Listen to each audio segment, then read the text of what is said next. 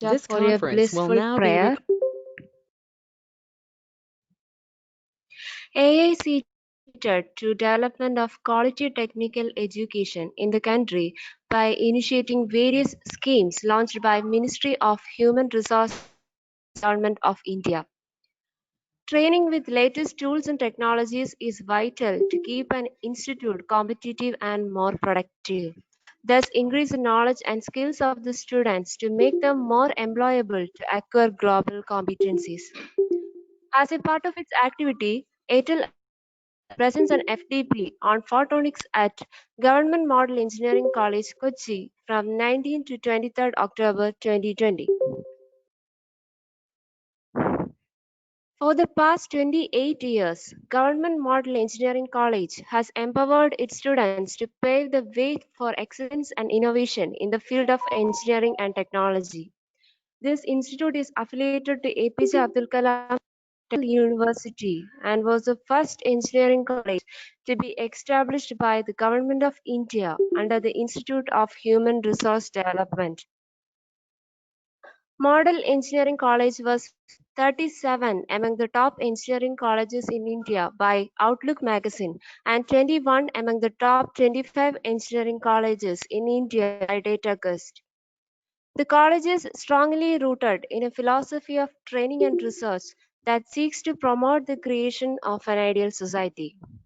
The Electronics Engineering Department of MEC offers premier professional training with an eye on the modern developments in electronics and information technology. Let me invite our beloved FTP coordinator, Dr. Laila D, for a welcome speech. Welcome you, ma'am.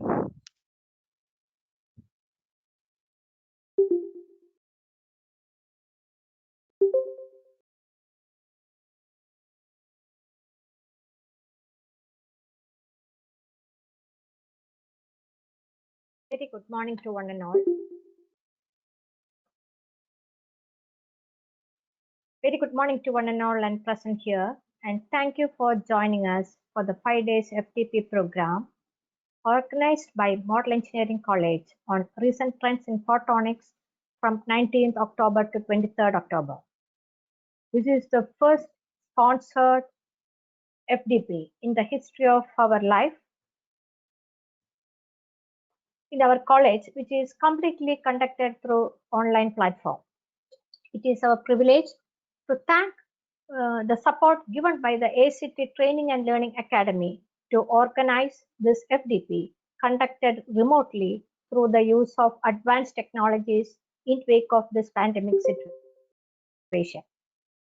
As we all know, the objective of ADAL is to plan and help in imparting quality technical education in the country and to support technical institutions in fostering research, innovation, and entrepreneurship through training in various emerging areas. By considering this, our FTP is intended to enlighten the participants on various aspects and research avenues in photonics field. We have got eminent personalities from reputed academic institutions, research centers, and industries as resource persons from India and abroad. We have included various speakers who are experts in different areas of photonics. The participants can interact with the resource persons after each section and clear your doubts and queries.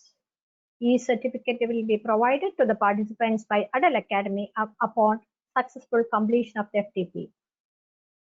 I would like to conclude my speech by expressing my gratitude to ACT Training and Learning Academy, Principal Model Engineering College, my colleagues, and our PG students for the support to organize this FTP.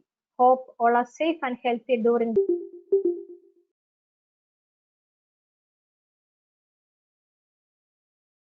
war.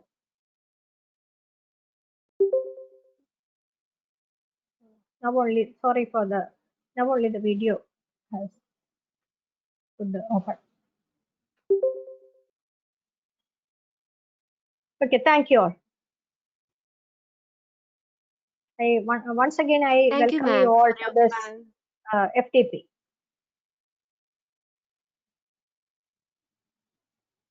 Thank you, ma'am, for your warm welcome. Next, let me invite our beloved Principal of Model Engineering College, Dr. Vinu Thomas, for the inauguration of our FTP program. Over to you, sir. Thank you. Dear respected dignitaries, dear participants, dear colleagues, and my dear students. So this indeed is a first opportunity to Model Engineering College to conduct an FDP in the online mode, as Dr. Lailadi has rightly pointed out. Model Engineering College has conducted many faculty development programs in its past history, but probably because of the new normal, now we have to innovate and conduct the faculty development program that has been assigned to us by the Adal Academy in the online mode. And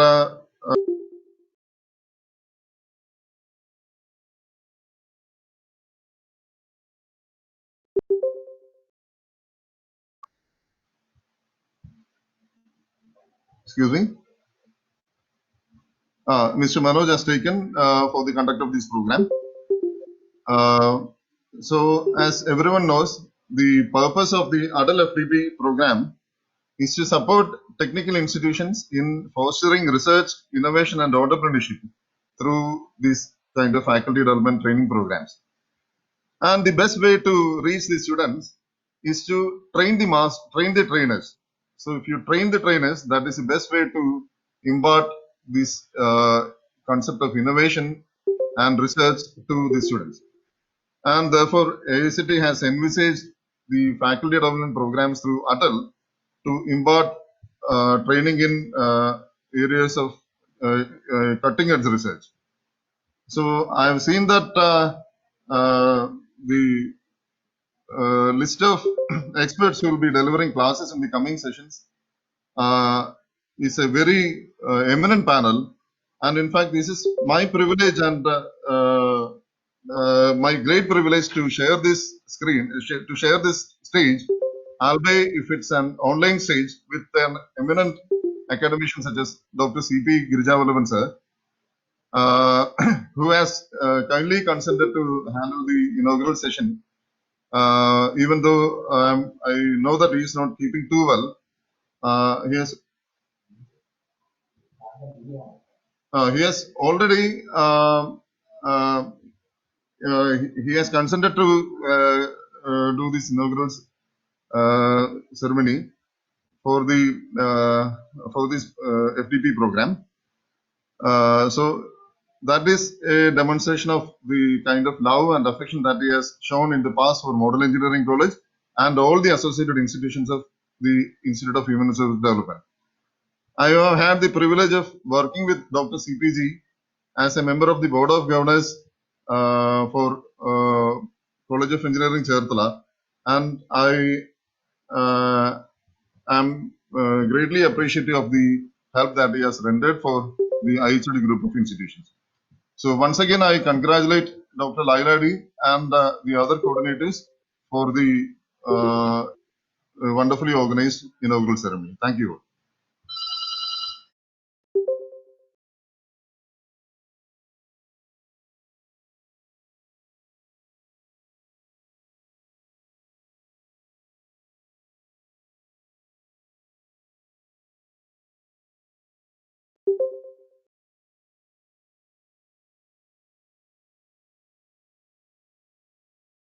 Thank you, sir. Starting the session, I would like to mention some important instructions. I request all the participants not to leave before the session ends. Certificate will be provided by Atal Academy upon successful completion of the FTP containing at least 80% attendance and having acquired at least 60% marks in online assessment. Also, let me explain how you can talk to us during the webinar. If you have any questions during the presentation, just note them on the chat box and will be discussed during the questionnaire session. We will have short break between each session and I request all the participants to be at the right time. Now, Let's begin our session. Before that, introduction of photonics. You all know about photonics. It sounds like electronics, and a lot of applications are into the same. Photonics includes all technologies that use light, create light, or modify light. Photonics is a physical science of light generation, detection, and manipulation through emission, transmission, modulation, signal processing, switching, amplification, and sensing. During the 5 days of this webinar, we can explore the photonic areas like optical modulation and switches, optical sensors, fiber optics, microwave photonics, photonic integrated circuits, and photonic materials. Now, let's begin our first session. I would like to introduce our speaker, Professor Dr. C.P. Girija Dr. C.P. Girija took BSc and PhD degree in physics from Kerala University and joined the University Center at Cochin as a lecturer in 1969. He became a professor of physics in 1984 and became the director of the University Science Instrumentation Center at Cochin University of Science and Technology in 1986. He served as the Dean of the Faculty of Technology and the Director of the Center of Excellence in Lasers and Optoelectronic Sciences at Cochin University of Science and Technology. He has been the founder director in 1995 of the International School of Photonics at CUSAT, where he is also an emeritus professor presently. He has produced 27 PhDs and published over 300 researches in international journals in the field of lasers, optoelectronics, and optical engineering, photonic materials, and has authored 3 books. He has been a Commonwealth Hello. Fellow in the University of Southampton, England, a visiting scientist at the Spectra Physics Laboratory in California, and Rochester University of Technology in New York.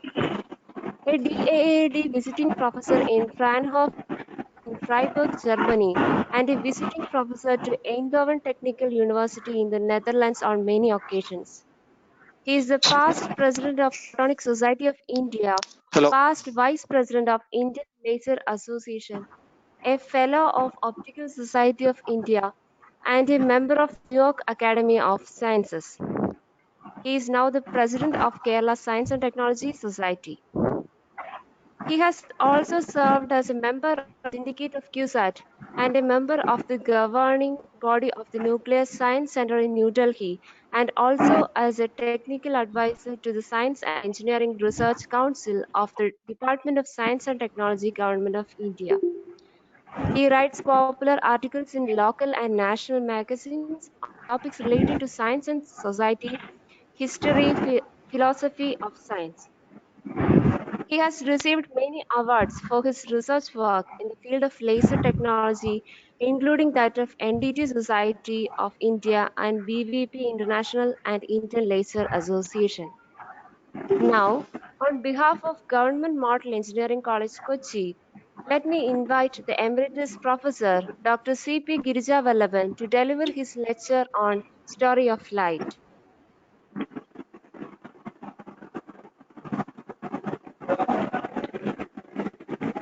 Morning, everybody. I'm audible to all. I am happy to Yes, sir. participate in this AICT sponsored faculty development program organized by Model Engineering College. I'm all the more happy that the subject of this webinar is photonics, field in which I worked for more than 3 decades. Let me first of all thank the organizer, Dr. Laila, for inviting me to participate in the inaugural session of this faculty development program. Now, I thought that I will start this from the very beginning because there are lots of experts who are going to talk about technical aspects of photonics. So I thought I will start with a story, the story of light. Now, actually, this talk I prepared 10 years ago, but in 2020, it is 60 years of lasers and 120 years of photons. And that is the story of light. But when I prepared this lecture 10 years ago, it was a century of photons and half century of lasers. And that was the story of light. So I had to modify that lecture slightly. I also bring to your attention the fact that 2015 we celebrated as the International Year of Light. This was sponsored by UNESCO and it was inaugurated in Paris on 19th and 20th of January 2015. And the International Year of Light coincides with the 1000 years of the book by Ibn al-Haytham, the Book of Optics. It is called Kitab al-Manasir. Now that was the book which collected knowledge from all parts of the civilized world at that time. Now the IYL, that's International Year of Light 2015, as I told you earlier, was sponsored by UNESCO, and it was celebrated by most of the scientific institutions and communities all over the world. CUSAT also participated in this in a very big way. Excuse me, sir. Yes. You are audible and visible, but you didn't share the screen, presentation screen. Sorry.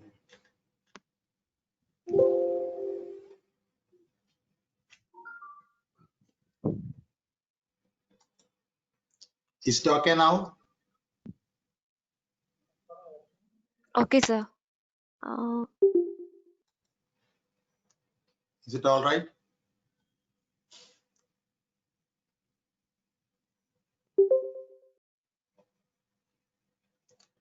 Is the screen visible to all? Yes, sir. Okay. Yes, sir. You can continue. You already heard what I talked about the two slides, and this was the slide which I was. You see, I told you that I prepared a lecture 10 years back, and now that lecture has to be called 60 years of lasers and 120 years of photon, and that is the story of light today.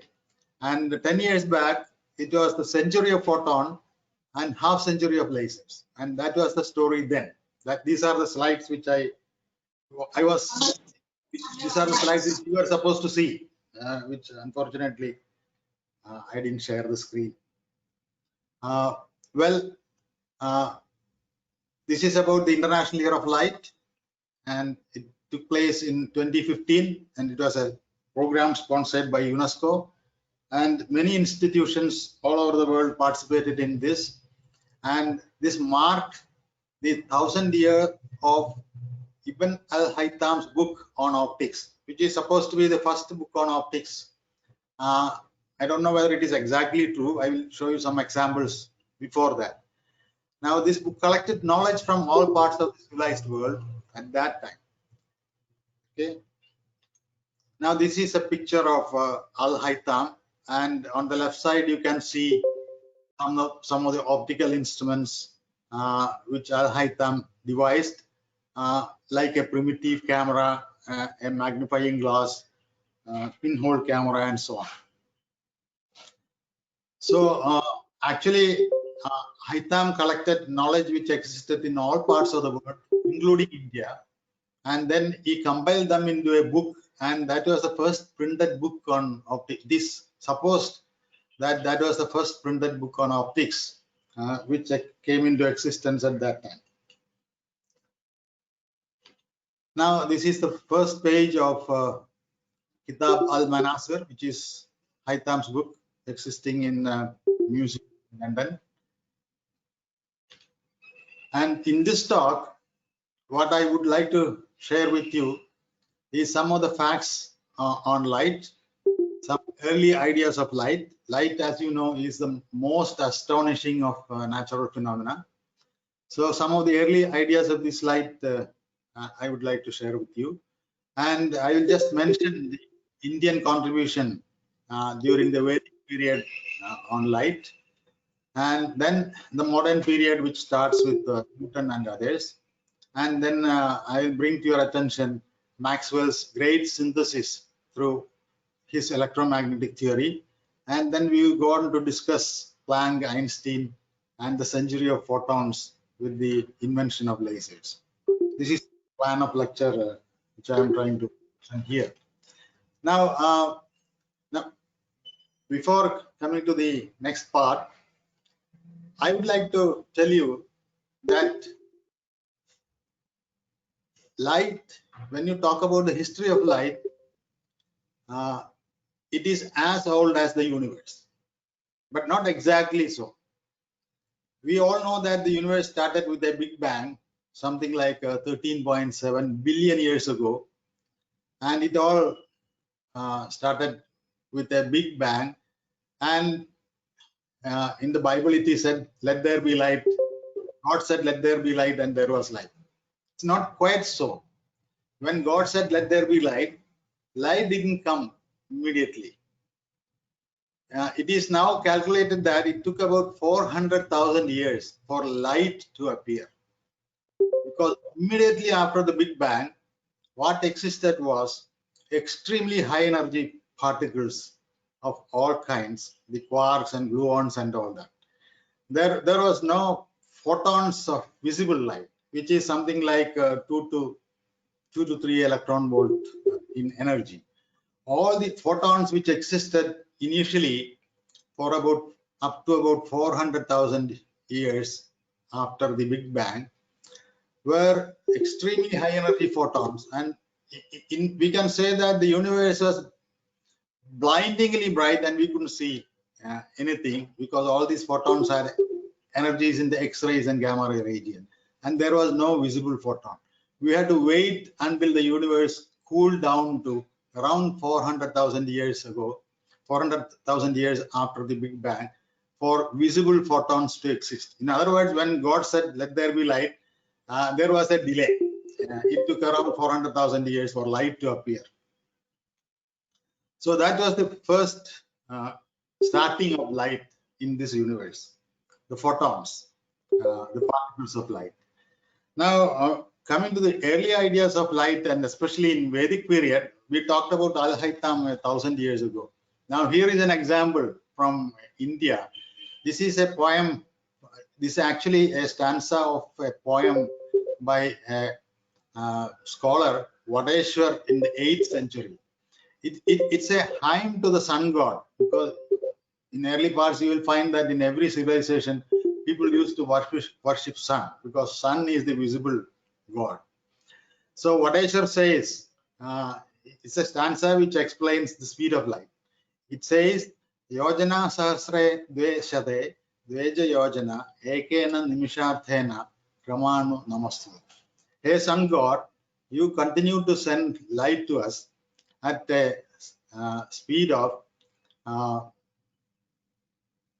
ekena nimisharthena, 1.5 nimisham. In 1.5 nimisham, you send light at the rate of yojana sahasre dve, which means that 2000, dveshade 200, dveja 2202. Hey sun god, you continue to send light to us at the rate of 2202 yojanas in 1.5 nimisha. One nimisha is an 1/18th of a second, because it's the blink of an eye. Nimisha is a blink of the eye, and when you calculate the persistence of light, it's about 1/18th of a second.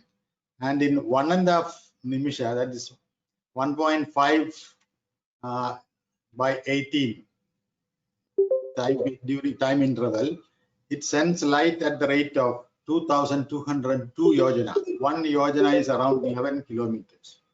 So if you multiply this out, 2202 into 11 divided by 1.5 by 18, 1.5 nimisha, it works out to be 2000 290,660. You see how close it is to the modern value of speed of light, which is around 300,000 kilometers. So in ancient India, people had a lot of knowledge and information and insight into the nature of light. And it is said that the Muni Bharadwaj had written a treatise called Yantra Samhita, and in Yantra Samhita there is a chapter called Prakasha Samhita, in which he talks about the various properties of light. He even describes a cylindrical prism, sorry, a conical prism, a cylindrical conical prism, through which light can be sent, and it projects circles in various colors.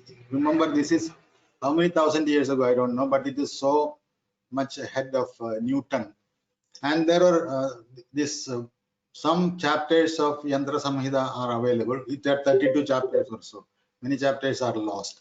The chapter on part of chapter on Prakasha Samhita is available in Bhandarkar Library in Pune. And well, this is the ancient Indian contribution to the story of light. Now, coming to the sources of light, always need light sources, because without light there is no night life. The biggest source of light, of course, is the sun, closest to us. And well, you can go on talking about sun. It's around 150 million kilometers away, and this is the reason for our existence. Sun is the reason for existence of everything, including the solar system and life on Earth and all those things. In other words, light and life are inseparably linked, and this is the source of light from which all of us came into existence. Then coming to modern civilization, we had all kinds of lamps which gives light, provides light. The ancient oil lamp, then the candle, the hurricane lamp. I don't know whether the present generation of children have seen this hurricane lamp. In my younger days, this was a very useful kind of lamp, because it gives you light even in a storm. That is why it's called a hurricane lamp. And then, of course, if you ask me what is the biggest invention of 19th century, I will say that it is the electric bulb by Thomas Alva Edison. So the first electric light comes in 19th century, last part of 19th century, and Thomas Alva Edison gave us 24 hours in a day, because till that time of electric lights, people didn't have 24 hours in a day. Now think about modern civilization without electric lights, and that was the situation prior to 18th century or first half of 19th century. Then all kinds of electric lamps. You have the incandescent filament lamp, and then came the fluorescent lamp and compact fluorescent lamp, and then came the LED, light emitting diodes, and so on. So this itself is a topic for discussion at length, but I am leaving it at that. Well, then let's think about the nature of light. People venture to talk about the nature of light. We all know that light is a form of energy, and of course, as I said, in Vedic period, people have talked about the energy of light. At that time, it was said that in ancient India, the blue light had more chaitanya than the red light. Just like saying that the blue light has more energy than the red light. And people thought that light is a kind of particle. The concept of wave was not, I don't know whether it was existing at that time, but during Newton's time, 17th century, then 18th century, Newton considered light to consist of particles, light to be consisting of particles, because his argument was that if you put an opaque material in the path of light, then light is obstructed. So obviously the source of light must be emitting some kind of particles, and the opaque material must be blocking the particle. And surprisingly, Newton's, what we call Newton's ring, is an interference phenomenon. But Newton argued that it's a corpuscular phenomenon because particles are some kind of corpuscles of energy. Very cleverly, Newton explained this Newton's ring by corpuscular theory. Newton said that when you place a lens over a mirror and look at the rings using a microscope, then you see concentric rings of light. He said the corpuscles are in a fit of reflection and in a fit of transmission. Now, wherever they are in a fit of reflection, it's a bright ring, and wherever they are in a fit of transmission, it's a dark ring. That's how cleverly Newton explained the ring system named in his own name. Well, people then began to argue against Newton's idea, because at that time Fraunhofer, Young and others had discovered the interference phenomenon. The Young devised this double slit experiment. Now the double slit is very important, because even in modern times people do double slit experiments with quantum concepts and so on. So in Young's double slit experiment, we get a set of interference pattern, and Young and Fraunhofer and others argued that Fresnel, Young, Fraunhofer, all these scientists argued that light should be consisting of waves, otherwise we are not going to get these kinds of interference fringes. And also Fraunhofer discovered the diffraction phenomenon, and that also was an indication of the fact that light consists of waves. But what kinds of waves? Light is a kind of wave, it must be some specific kind of wave. So people thought that there is a medium called ether, and the light consists of waves in this imaginary medium called ether. But the exact nature of light was disclosed, and the exact nature of light was discovered, in fact, by Sir James Clerk Maxwell in his famous electromagnetic theory, which he propounded in 1864. Well, as you know, he was a Scottish man born in Aberdeen. He came to London and was working in University of London for some time, and he was the first one to propose the electromagnetic nature of light. He devised a set of equations from which he could derive all the properties of light. The speed of light, the wavelengths, the relation between the wavelength and frequency of light, all the interference, diffraction, reflection phenomena, all these could be explained using Maxwell's electromagnetic theory.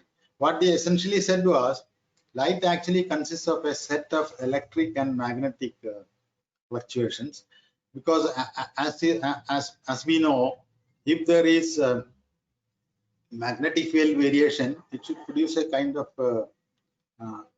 electromotive force. It should kind electric field variation. So any magnetic field fluctuation will produce an electric field fluctuation. What Maxwell contributed to the fact that if there is an electric field fluctuation, it should equally produce a magnetic field fluctuation. How this is possible? Because in vacuum, how you can have an electric field propagating a current? For this, he devised a very clever method, and that in fact is the essential contribution of Maxwell to electromagnetic theory. He gave a concept called displacement current. If there is electric field fluctuation in vacuum, it gives rise to displacement currents, and these displacement currents will produce magnetic field. So the electric field fluctuations producing displacement currents, these currents producing magnetic field variations, the magnetic field variations in turn produce electric field fluctuations, and these two things together will aid each other and propagate in the forward direction, and the velocity of propagation could be easily derived from Maxwell's equation. And of course, as you know, it is related to the magnetic and electric permeabilities of space.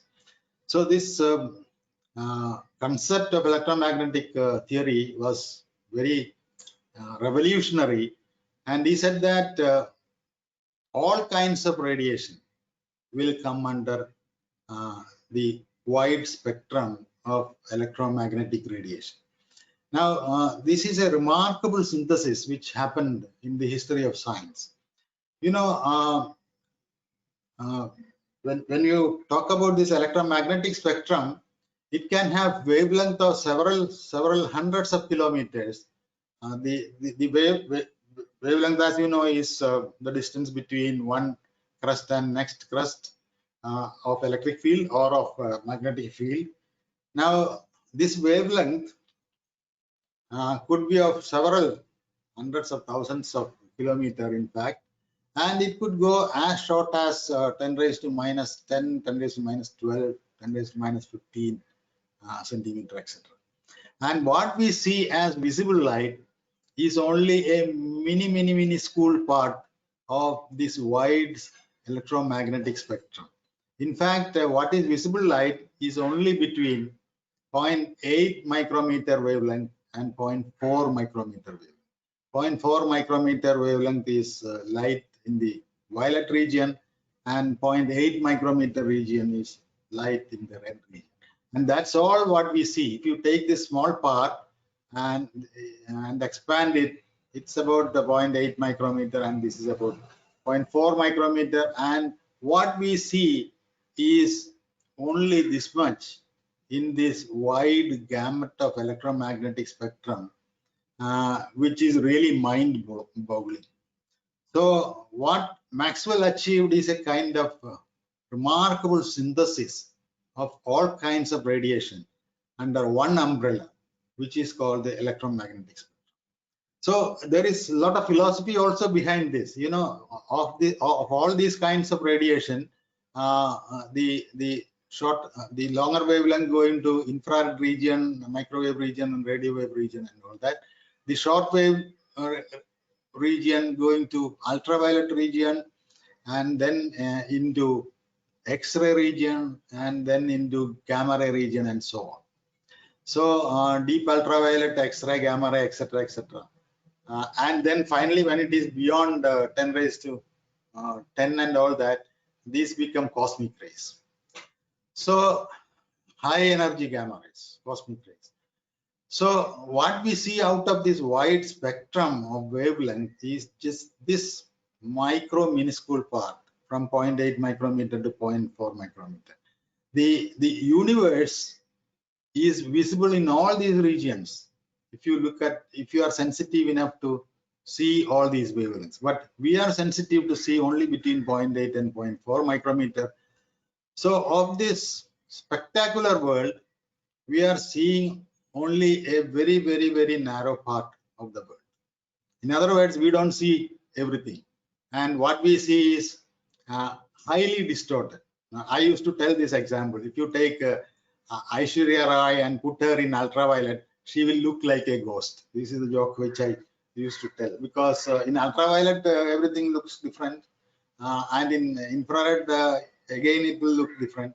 So we have now night vision equipment which makes use of infrared region, and then that gives you an entirely different picture. So in other words, the sum and substance is this: what we see as the external world is a kind of highly distorted image of the reality. We never see the reality.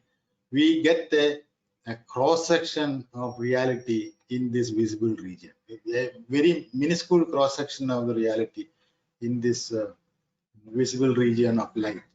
In other words, what we see is not reality at all. What we see is a shadow of reality. This is what great scientists like William Bragg have said. We never see the reality. We see a shadow of reality, and only photonics people can understand it to this extent, or possibly only scientists can understand this to that level. Then came the revolutions. Many scientists like Frank and others, they found that in vacuum, if you eliminate a metal surface, electrons are ejected. There is no way you can calculate this using electromagnetic theory. According to electromagnetic theory, if light falls on the metal, nothing serious should happen. But you take a metal surface in vacuum and illuminate it with light, and if the wavelength of light is sufficiently short, it throws out electron. This phenomenon is called photoelectric effect, and this is one form of light matter interaction. How come these waves eject electrons? Now, in the year 1900, that of course itself is a very very interesting and deep topic for discussion. It was proposed by Max Planck that heated bodies will emit radiation by ejecting packets of light or packets of energy, and this packet of energy was called the quantum of energy, or a quantum of electromagnetic energy. So again the corpuscular idea was brought in to explain the emission of radiation by heated bodies, and all other classical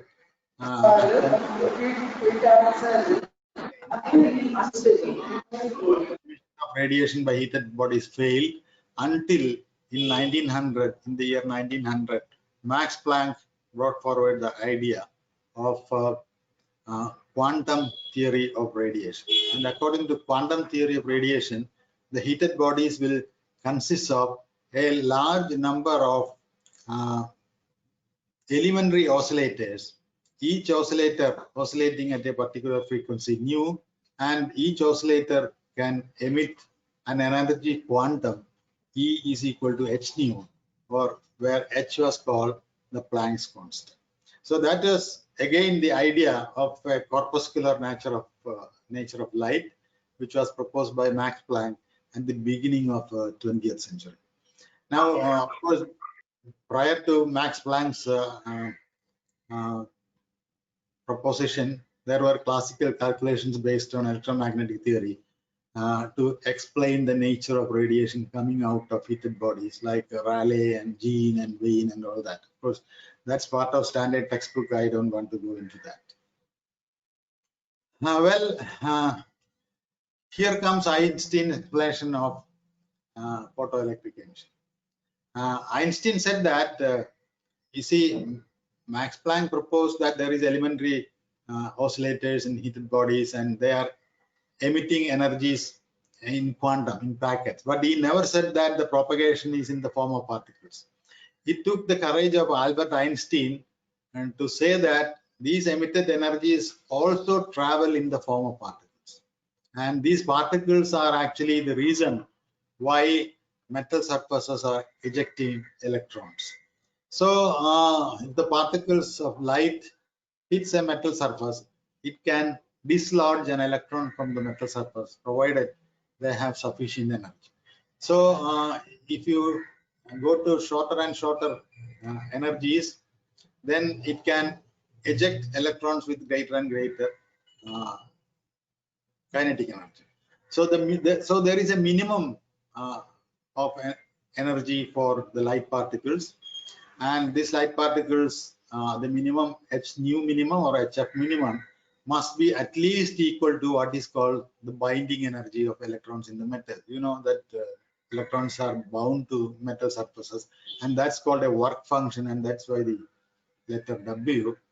And this h nu minimum or hf minimum must at least be equal to the work function. Then only the electron can come out of the metal surface. And this was exactly in confirmation with the experimental findings, where they found that if there is a higher frequency, the electrons come out with a higher kinetic energy. So if there is an h nu, this must be equal to this W0, W plus half mv square, which is the kinetic energy of the electron. And that is explained by Einstein's photoelectric equation. This is one of the simplest equation which won Einstein a Nobel Prize. You should remember that Einstein got Nobel Prize not for relativity.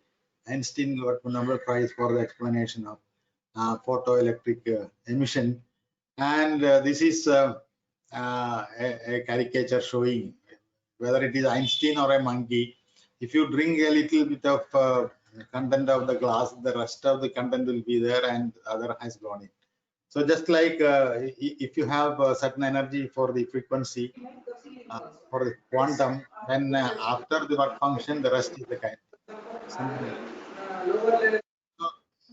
So that's the idea of particle of light, which again getting strengthened during the beginning of 20th century.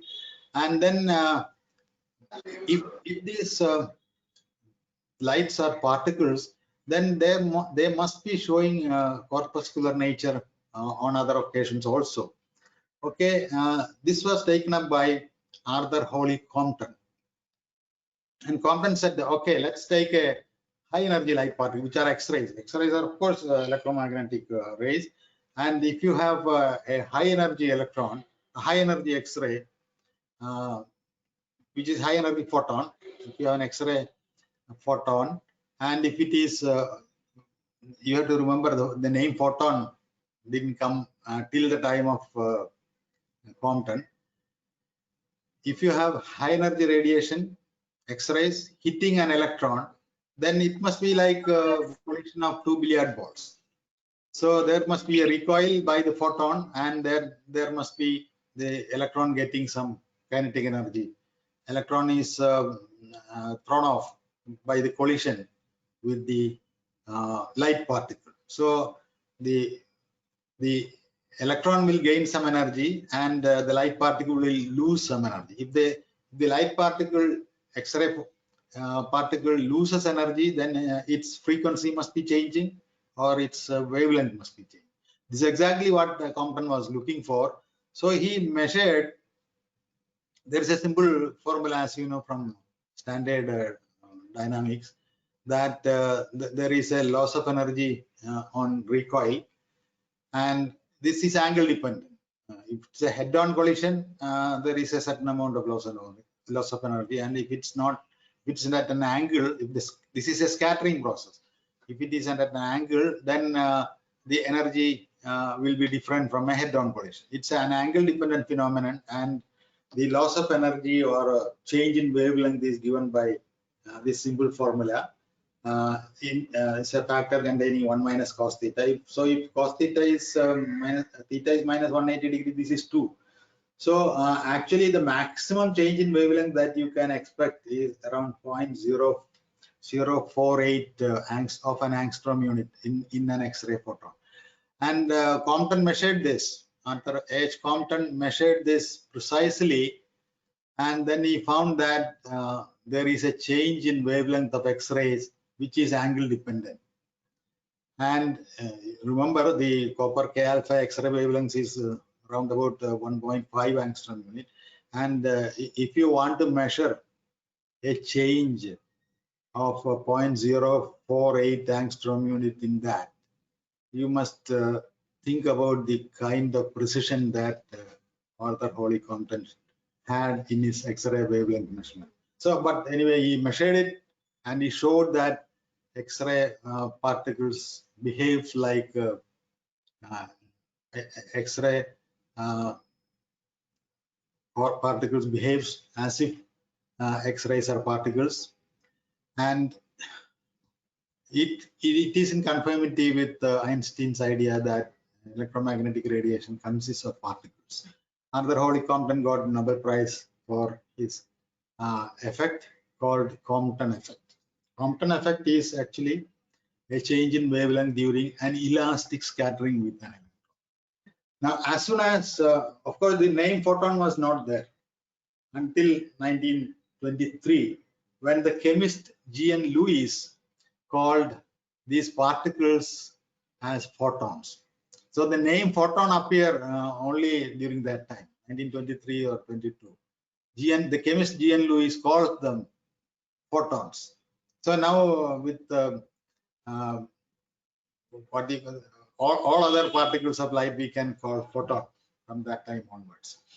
So the X-ray photons colliding with the electron show a change in wavelength, and as soon as our Sir C. Raman heard about the Compton effect, he said, now look, if this is happening in X-ray region, this must be happening in visible region also. So he was looking for an effect which showed a change in wavelength during scattering of visible light. And what Raman found was still more interesting. So he found that if a visible light photon hits a molecule, then three things can happen. It can have an elastic scattering, and during that elastic scattering, remember, the molecule is too heavy and the visible light photon is too light. So it is just like throwing a tennis ball on a lead ball. The tennis ball will get simply recoiled. So nothing much will happen to lead ball. So it gets scattered and there is no changing wavelength. So if you throw a tennis ball on a lead ball with certain velocity, it will rebound with the same velocity or slightly. If it's, so long as it's a fully elastic position, same energy will be there. Nothing is lost from the photon. So if the light hits a molecule and it gets scattered, then there is no change in wavelength, and that's called a Rayleigh scattering. The reason why the sky is blue is Rayleigh scattering. The photons, visible photons, get scattered from the air molecules, and the Rayleigh scattering will give you the blue of the sky. Now let's take another situation when the photons hit the molecule, and in that process the photon loses a little bit of energy because the molecule has internal energies, so like vibration, rotation, and electronic energy. So if the photon gives a little bit of its energy to the internal energy of the molecule, then photon loses energy and its wavelength increases. If the photon loses energy, its frequency decreases, wavelength increases.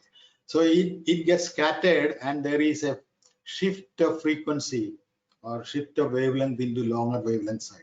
These are called Stokes-Raman lines.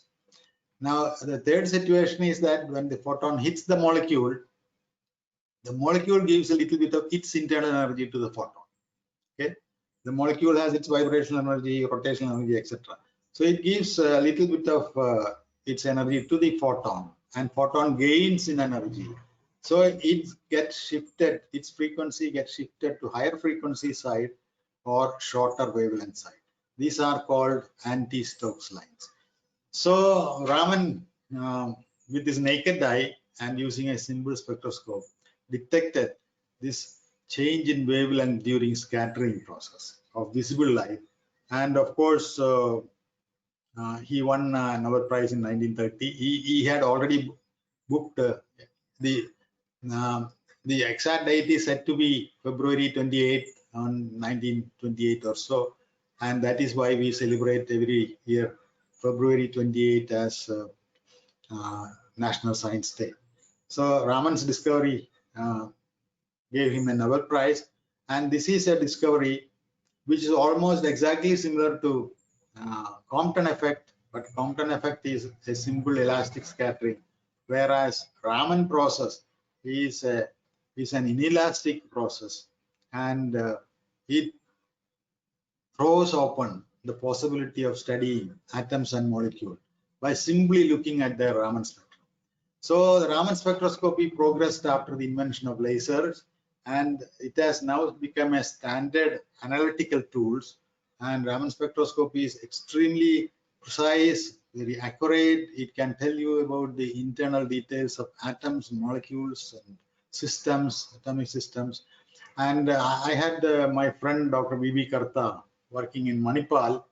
He's a great specialist in Raman spectroscopy, and he set up the entire Raman spectroscopy laboratory in Manipal Institute of Science.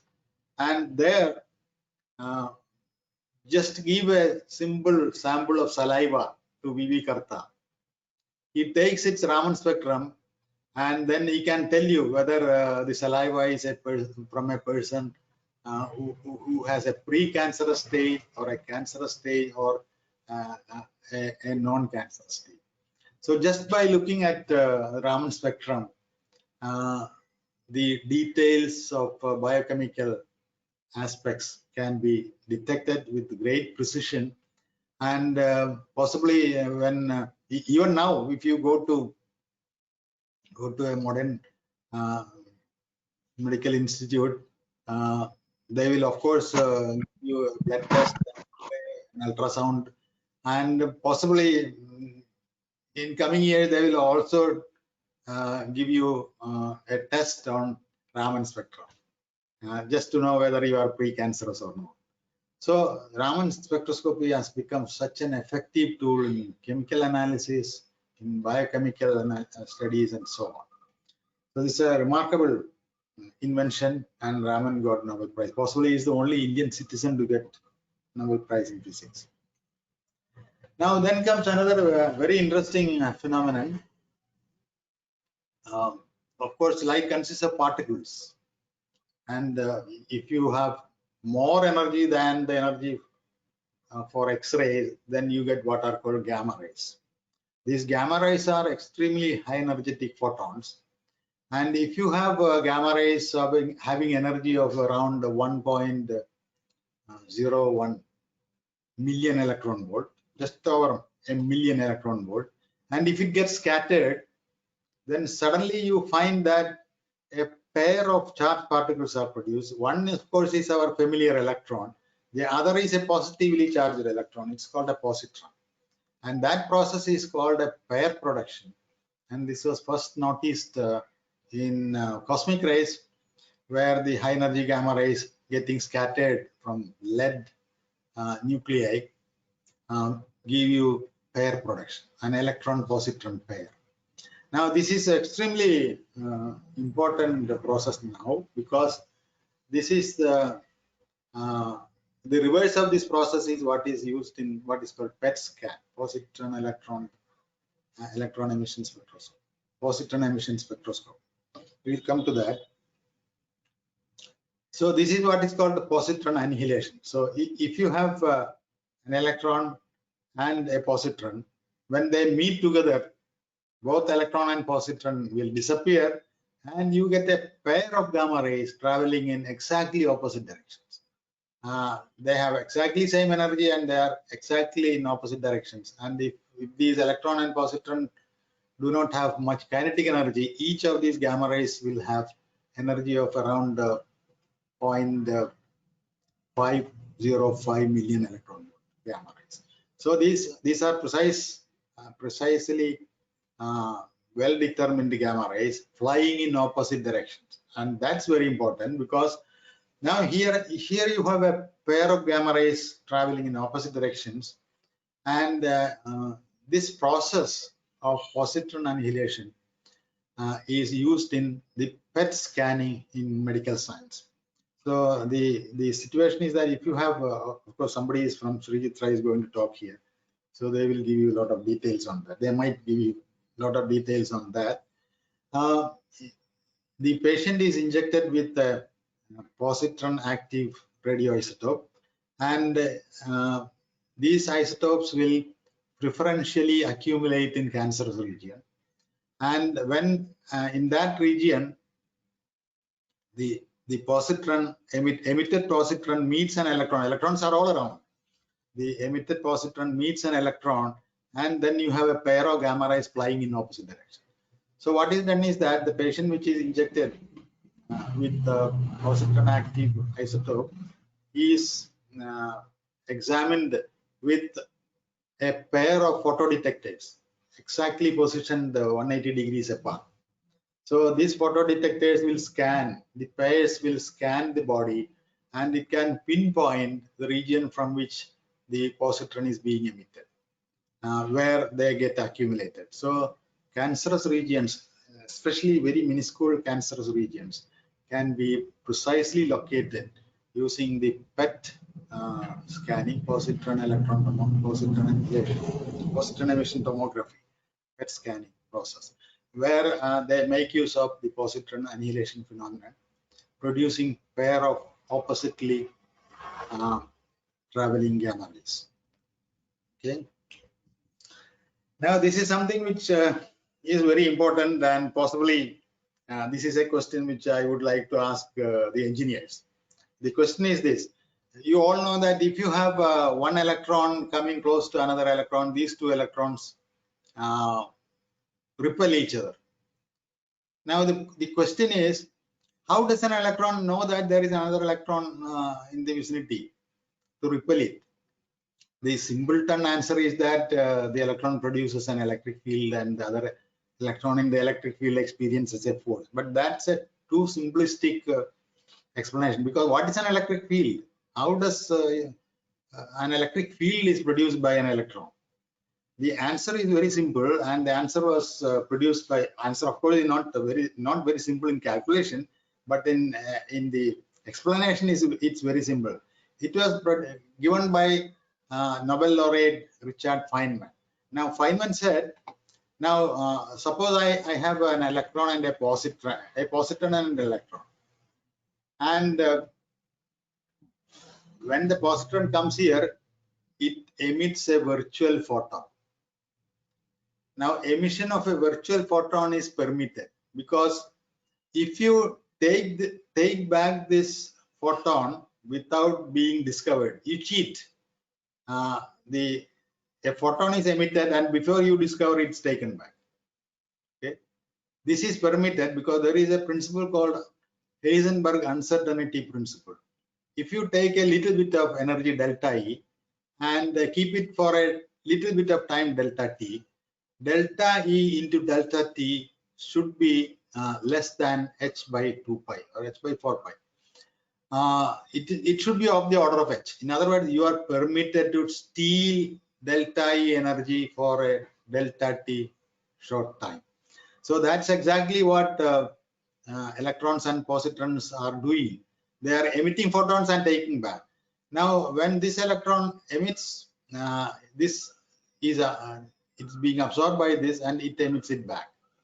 How does it produce a force? Now, I can tell you that in a very simple example. Now, think about an ice skating ring, and suppose there are a pair of people with a volleyball on an ice skating ring with the skating shoes. And suppose the first person throws the volleyball to the second person. Now he's throwing the ball, so the ball goes forward, and this person will experience a recoil in the backward direction because momentum has to be conserved. He throws the ball and moves back. The second person receives the ball and he moves back because the ball has a momentum. So the second person receives the momentum and he moves back. So if they continue to throw this ball back and forth, both of them will move away from each other. That's a force. So by exchanging this photon between two particles, the particles will experience a force. So photon actually, that's the great idea. Photon is actually a force mediating particle. And it is actually a force mediating boson. I didn't tell you about Bose. That's another different story. So photon, the electron emits a photon, and the second electron receives it and receives a momentum. And when momentum is exchanged, it creates a force. Now, this is how a force is being produced between charged particles. And this is explained by Feynman diagram. Even though this diagram looks very simple, its calculations are extremely complicated, and those calculations are provided by quantum electrodynamics. And Feynman gets Nobel Prize for proposing quantum electrodynamics of particles. Now, I have a heuristic derivation of the nature of force. Those who hate mathematics can skip it, but I just somehow I will show this because this is a heuristic derivation which I did several years back, and it was published in Physics Teachers magazine or something like that. Indian Association of Physics Teachers. Now it looks like this. It starts with this idea. See, I have a little bit of energy delta E, and there is a little bit of time delta t, and if this delta E delta t should be of the order of h. So now for a photon, I try to explain this in very simplistic term. For a photon, what is delta E? It is h nu. H times nu is delta E. And what is delta T? It is the distance divided by velocity of light. Delta T is the time required to travel distance r, if r is the separation between two particles. So delta E, delta T happens to be h nu into r by c. Should be of the order of h. So a photon is exchanged to a distance r, and h nu into r by c must be of the order of h, where c is the velocity of light. But h nu by c is the momentum of the photon. Okay, the energy divided by velocity of light will give you the momentum of the photon. Okay, so therefore I can write h nu by c as the momentum. So it is p into r should be of the order of h, or p is equal to h divided by h cross divided by r. Force is nothing but dp by dt. Okay, so dp by dt means d by dt of h by r, and when you do that, you get an expression on the right hand side. But here on this expression on the right hand side, dr by dt is the rate of change of distance. It's only velocity of light. It's not exact, I tell you, it's not exact. So the force, if you substitute here, should be inversely proportional to the distance. So that we have shown that from Heisenberg uncertainty principle, we have shown that the force of repulsion between two electrons should be inversely proportional to square root of the distance. This factor is not exact because our derivation has been heuristic, and Feynman did an exact calculation, and that's why he got a Nobel Prize. Okay. And there, let's stop with the quantum electrodynamics part, and let us go to lasers, which is another landmark in the history of light. Because there are other things in between. Of course, I didn't talk about Satyendranath Bose, who treated photons like a collection of gas particles and derived Planck's law. He should have been given a Nobel Prize. Unfortunately, Bose was not. He was nominated 4 times, but he didn't get the Nobel. So now we come to the landmark here, which is 1960, when Theodore Maiman discovered the ruby laser. Now I will speed up a little bit, because now you are entering into the photonics era. Well, this of course is Maiman's ruby laser, and as you know, it consists of a cigarette-shaped ruby rod. Ruby, as you know, is aluminum Al2O3 doped with chromium 3+ ions, and he pumped it with high-power flash lamp, and the end surfaces were they were made mirror-like, coated with silver. And then Theodore Maiman found that a flash of light comes out, and this light is fully coherent. That is laser, first laser in 1960, end of 1959. Unfortunately, Theodore Maiman didn't get a Nobel Prize. The reason is that he tried to send this paper, Physical Review Letters, where it was referred by Arthur Shallow, who himself was working on laser. And after a few weeks, Shallow and his group produced for the first gas laser. So Maiman lost his Nobel. Now, what are the properties of the laser beams? You are going to see the properties of laser beams in the coming lectures by various people. It's highly coherent.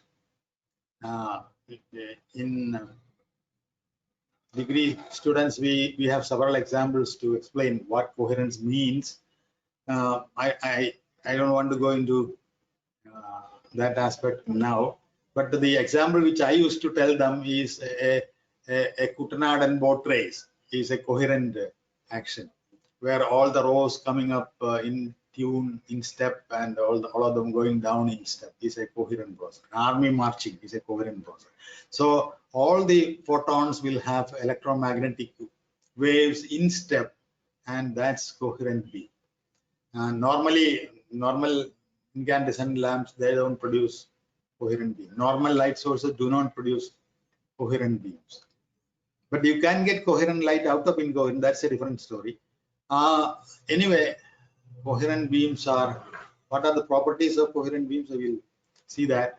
They are extremely directional. If the coherent beam is fully directional, you can send a laser beam to moon and get it reflected back on Earth. It's being done regularly. Now the first Apollo astronaut left a retro reflector on the moon, and NASA was sending laser beams to moon and taking it back. And they were measuring moonquakes with that. Now it has extremely high power densities. I could write equations and show you that a laser beam will have a power density which is 1,000,000 times stronger than the power density of incoherent beams. Unfortunately, in this lecture, I cannot write on the board, and so I cannot show this. But to tell you an example, the power density at the focal point of a 0.5 milliwatt helium neon laser will be anything like 40,000 watts per square centimeter. Several hundreds of millions of watts per square centimeter can be obtained with milliwatt lasers because of its coherence property. Now it has high peak power if they are pulsed beams. Now that's easily understandable. If I have a continuous wave of 1 milliwatt, it gives you 1 milliwatt per second. But if I have a 1 milliwatt compressed into a microsecond, 1 milliwatt compressed into a microsecond will give me a 1 kilowatt. 1 milliwatt power compressed into a nanosecond will give me a 1 megawatt of power. Now we have pulsed powers now of the order of gigawatts and terawatts. So extremely high pulsed power is now available with ultra short laser pulses. That's all part of the laser. You see, when I talk about the history of light, it's just not possible to do it in 1 hour. It may require even several years to complete the story. So I cannot touch upon all the aspects, but somebody will talk to you about ultra fast lasers. Well, Cochin University has, International School of Photonics has one of the ultra fast femtosecond laser systems. It's going to get more of femtosecond laser. Now, because of this high powers, it's capable of producing many non-linear processes. For example, I can take a 1.06 micrometer laser beam and send it through a non-linear medium, and I can get twice the frequency, which is 532 nanometer green light. So take infrared beam from a laser, pass it through a non-linear medium like KDP, potassium dihydrogen phosphate, or something like that, and then at the other end you get green light. Again, put it into another medium and you get ultraviolet light. So 355 and 266 and so on. On the second harmonic, third harmonic processes, they all can be produced using nonlinear medium. And because of this, these phenomena, once upon a time, this branch of optics was called quantum optics, or quantum electronics, because whatever you can do with radio waves in the radio frequency region, you can do now with light beams, and because of that, this was called quantum electronics. Now, of course, it's optoelectronics, and some lasers can be tuned. You can get different wavelengths by tuning, just like you tune a radio. Tunable lasers are also very popular and very practicable and extremely useful also. So these are the properties of the laser beam, and I have to go through this list, which will give you an idea about the history of laser. Now, in 2017, we celebrated 100 years of stimulated emission. CUSAT also celebrated. It is because it is in 1917 that Albert Einstein came forward with the idea of stimulated emission of radiation. Working behind the back of lasers is this stimulated emission process. Laser means light amplification by stimulated emission process, and Einstein was first to propose the concept of stimulated emission.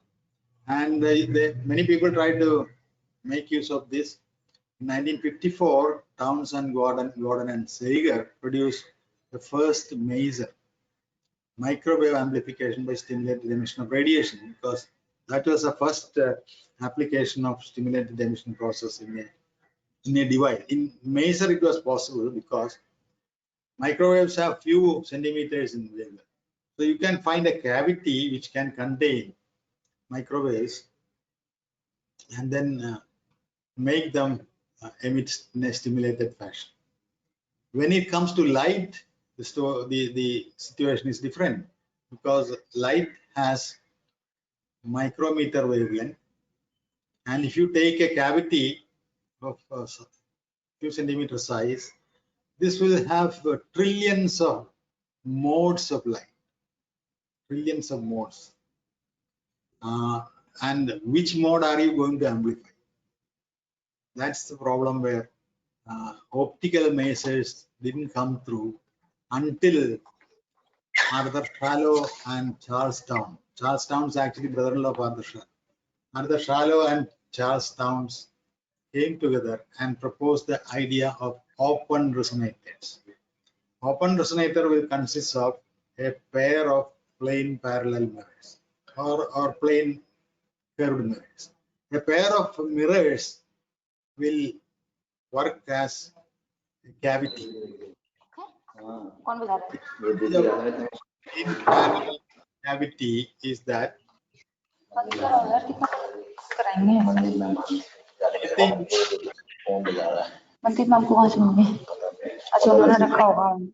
have you some instruction for me? Cut short or something? Hello? Dr. Laila, should I make it shorter? Any suggestion? Yeah, let me go on my own pace. So Shallow and Townes proposed the open resonator. Anything off axis will go out, so only you get a limited number of modes in this open resonator cap. And that was the first optical maser theory developed by these three people. They get Nobel Prize. Theodore Maimon's ruby laser in 1960 using the open resonator concept, and that's why the ruby was coated with silver on both sides. In 61, actually 2 weeks later, Bernard Javan and Harriet produced lasing in a mixture of helium and neon gas in Bell Telephone Laboratory, and that is another era of lasers, because we have visible laser light. Of course, ruby produced 694.3 nanometer. Helium neon will give you 632.8 nanometer. And then comes the neodymium, YAG laser or neodymium glass laser by Johnson and Maslow, and that's at 1.06 micron. It can be pulsed, it can give you several megawatts of power. This is where engineers have to be considered, especially communication engineers. The first long life semiconductor diode laser, which initiated optical communication. Now, the semiconductor diode lasers were produced by Hall, Alpher, Seimatsu, etc. Japanese scientists, Alpher, Russian, Hall. This was the first long life semiconductor laser. Of course, and even in 1962, Bark also produced semiconductor laser. All those people who produced the laser went to United States, and India still cannot produce a good semiconductor. Anyway, this was semiconductor laser in gallium arsenide, and this is in 800, 900 nanometer. 1 micrometer region. C.K.N. Patel, Indian scientist, became director of Bell Labs, produced the carbon dioxide laser, produces infrared beams 10.6 and 9.4 micrometers, excellent industrial lasers of several kilowatts continuous laser power. argon laser. For spectroscopic studies, this is the best laser, argon ion laser, and the most powerful line is 514.5 green radiation with which you can produce a Raman effect and so on. It also gives you blue 488, 476, 458 and so on. Several good lines are there in argon laser. You can select one after another. Of course, each one of these lasers is subject for one lecture or more. Excuse me, Helium sir. cadmium, sir. Okay, please. Sorry to interrupt. We have some time constraints, so we have to conclude the lecture by 11:30. After that, we Okay, are no, having a. I can cut it off anywhere. No. Okay, So sir. I'll just mention these lasers. Helium cadmium for ultraviolet gives you fluorescence studies. Sorokin and Lengard in tunable laser, you can change the wavelength and get an output. Excimer laser for optical surgeries, ophthalmic surgeries, xenon fluoride laser at 162 nanometer, 192 nanometer, and so on. Free electron laser, not a good success. Peter Moulton, Thai Sapphire, the broadband laser from 650 nanometer to 110, 1100 nanometer broadband, out of which they produce the femtosecond laser. The process is called mode locking. Using the mode locking process, you get femtosecond laser. And now you have attasecond laser, 10 raised to minus 15 of a second pulse length. So here is another revolution, gallium nitride violet laser. They thought that this will never lace, but Tsuji Nagamura make it lace. It's a wonderful story. Nagamura gets a Nobel Prize. I used to tell the story of Tsuji Nagamura in the class as well as to other people. I had the occasion to meet him also. Well, what can you do with the laser light? Lots of things. Now here is an example. Those people who are going to talk to you about sensors, optical sensors, will give you examples like this. Now here is an example. You take what is called a whispering gallery mode sensor. So this is a microscopic sphere, and you send in a laser with this arrow is around. You send in a laser beam, it gets what is called whispering gallery, multiple reflections, and it gets whispering gallery. It's a liquid drop, and it can then comes out. So in this whispering gallery process, the output light has several modes. Now, if so much as the temperature shifts by a nano degree, the modes will shift. So here is a method for measuring temperature changes of the order of nano degree using whispering gallery modes in optical microspheres. Now, I don't want to go into this. Fluorescence studies where genetic engineering can be studied using purple laser developed in St. Andrews. I'm shifting. This few words about this. Now, if light gets diffracted, then if light gets diffracted at the slits, what can happen if light acts as the slit? So here is two high power laser pulses, and a beam of electron is sent to high power laser pulse. Just like light gets diffracted, the electrons get diffracted at the light pulse. So the light pulse behaves as a pair of slits. Now I don't want to go into the details. This is called photonic band gap materials. Now here is the fiber optics people will like it. Photonic band gap means a material through which light cannot travel. So if you put a path like this in the photonic band gap, the 90-degree reflections can be easily done. Light will travel here, get split and go to different directions. So I'll shift that. So this is how you make a photonic band gap with silicon spheres or glass spheres, micro glass spheres. So when you send in light, light cannot go this direction because it's an array of material. It gets turned this way. So there is no total internal reflection. You can take light anywhere you want in a PPG cavity. Here is an example. Laser light gets split in 90 degrees.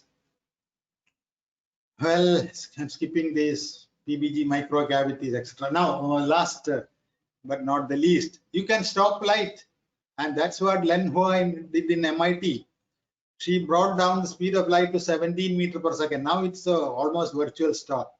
In 2007, Matthew Sellers in Australian National University simply stopped. Len Huai is a lady. in MIT. So in rubidium vapor, she stopped the light. Of course, here it goes in very low speed, 17 meters per second. And Matthew Sellers in silicate crystals simply stop the light. This is switch on and switch off. You send the main beam, you send a switch, light stops. You switch off, light goes. So you can virtually stop the light. And Nobel Prize in 2009 for Coe,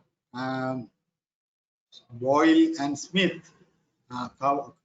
Benjamin Coe discovered the optical fiber through which all optical communications are now taking place. And these people for finding the CCD chip, which is the eye of the modern world. Without the CCD camera, even police cannot find. So this is the heart at the CCD chip.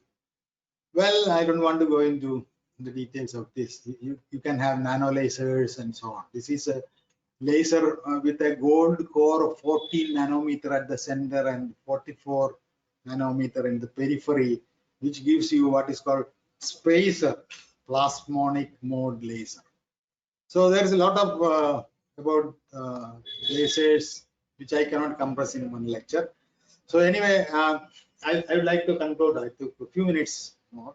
I like to conclude here. I thank the organizers, especially Dr. Laila, for giving me an opportunity to talk to participate in this webinar. I don't know whether I could convey everything nicely in this webinar. When I don't see the faces, I don't know what I should talk about.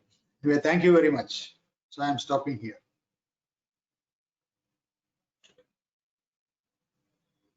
Okay.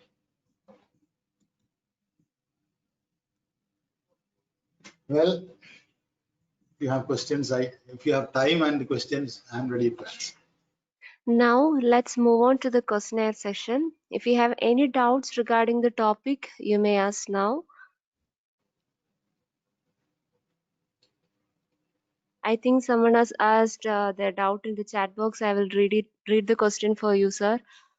Can we change the wavelength of light through a transmitting channel? The doubt by Ankit Agarwal. There are many ways to change the wavelength of light. If the channel is inactive, then no change in wavelength will take place.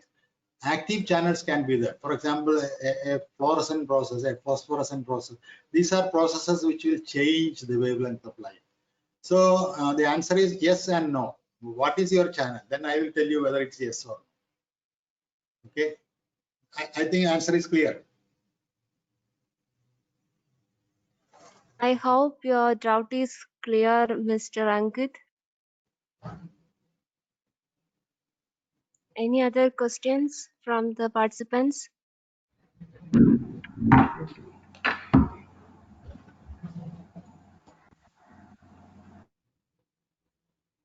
There is one more doubt in the chat box. Sir, please explain virtual steeping.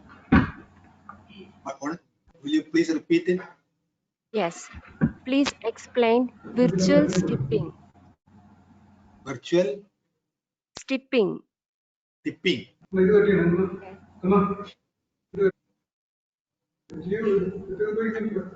The last word. Virtual photons I can explain.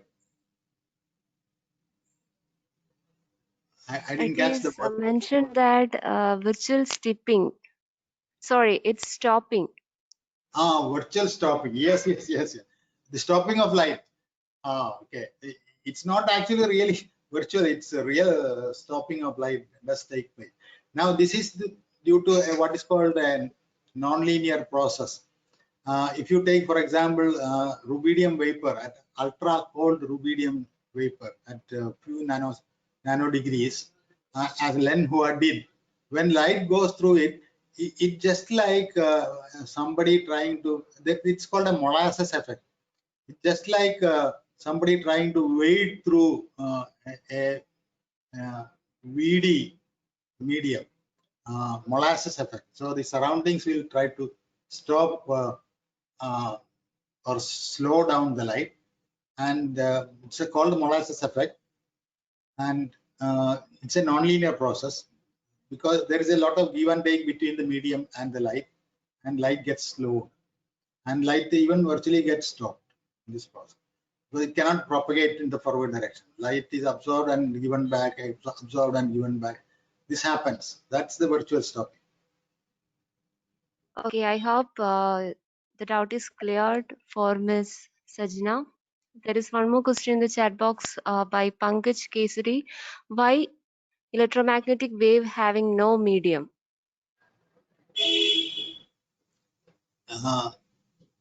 Actually, originally they thought that electromagnetic waves also go through the medium called ether, but the experiment by Michelson and Morley, which was done in just before Einstein booked his special theory, there was no medium. It can go through vacuum. There was no need of any medium because vacuum can sustain electric field and magnetic field. So that's enough for light to propagate through a non-medium vacuum. Okay? Or you can consider there is another side which tells you that there is no vacuum as such. Every bit of vacuum is full of energy because there are virtual particles in vacuum.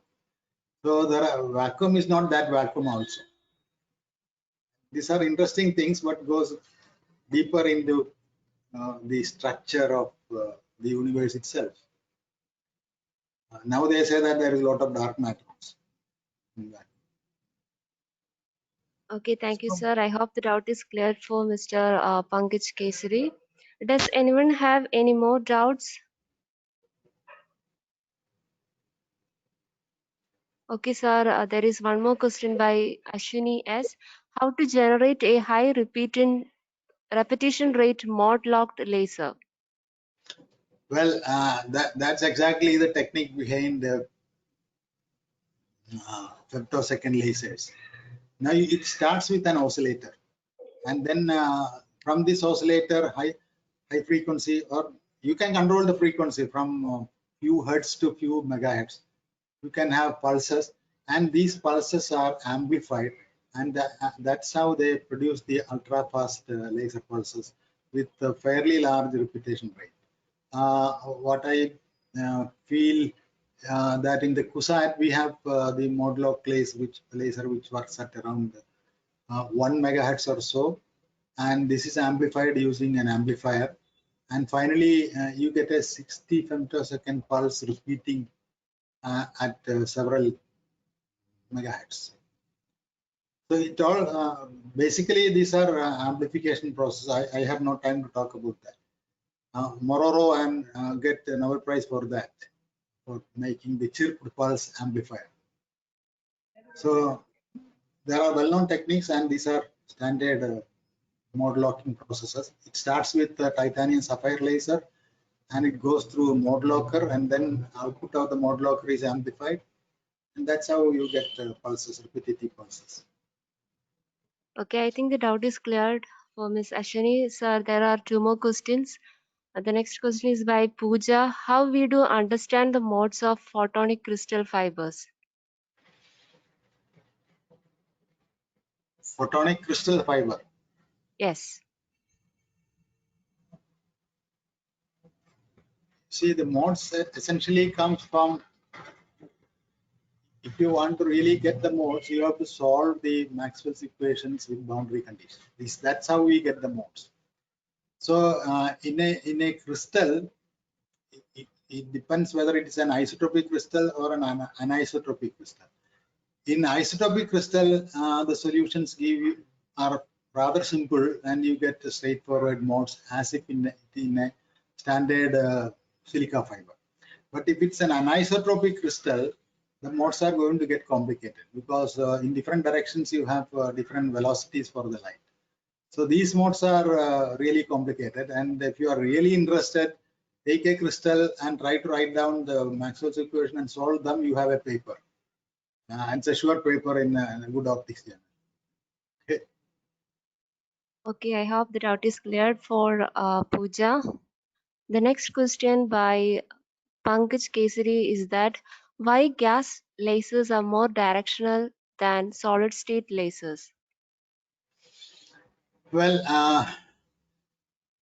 there are two reasons. One of them is that gas lasers have an ultra uh, small line widths. For example, in a helium neon laser, the line width of this laser light is only around 1600 megahertz or so. Whereas in a solid state laser, the line widths are larger. Especially in neodymium YAG, neodymium glass lasers, line widths are much larger. So for example, in titanium sapphire laser, the line width is 650 nanometer to 1100 nanometer. So broad. So once you have smaller and smaller line width, you have more and more coherent line. And the gas laser outputs are more coherent this way. And since they are more coherent, they are more direct.